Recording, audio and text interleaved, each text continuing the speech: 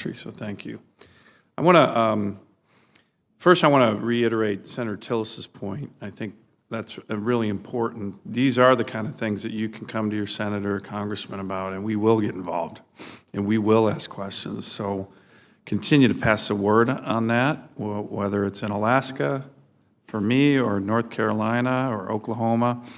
But I want to unpack a little bit more of this chain of command issue that Senator Gillibrand had just asked about.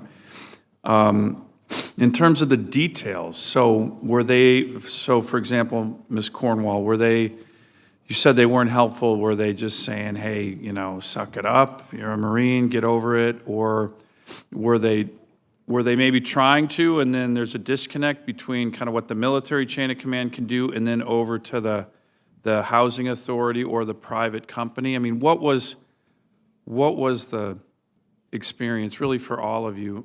Some said you had a better experience with the chain of command, but to me, this is a huge issue. And can you give me a little more detail on your experience? Yes, sir. The issue with the chain of command with the Marine Corps at Camp Pendleton was, I think they just simply took the word of the PPV over their family.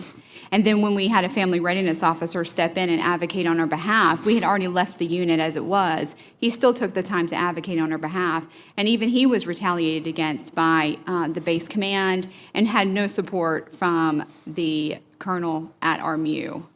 Unfortunately, you know, he has actually left the family readiness program because of this issue.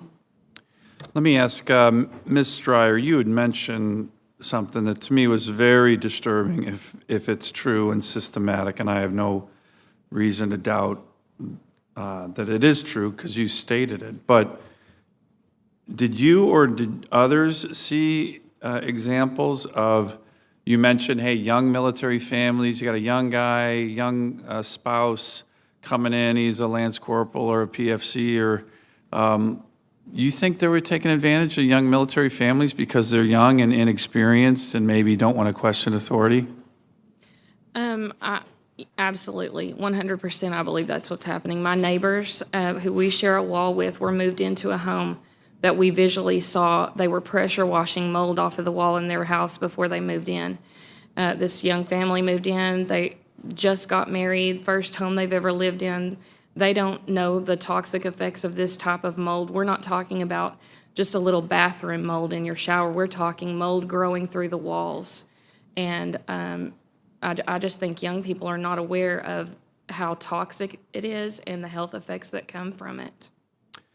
Thank you. Thank you again for your testimony. Thank you, Mr. Chairman. On that, I think that certainly merits follow-up questions for our next panel. If that's happening, that's outrageous. Outrageous.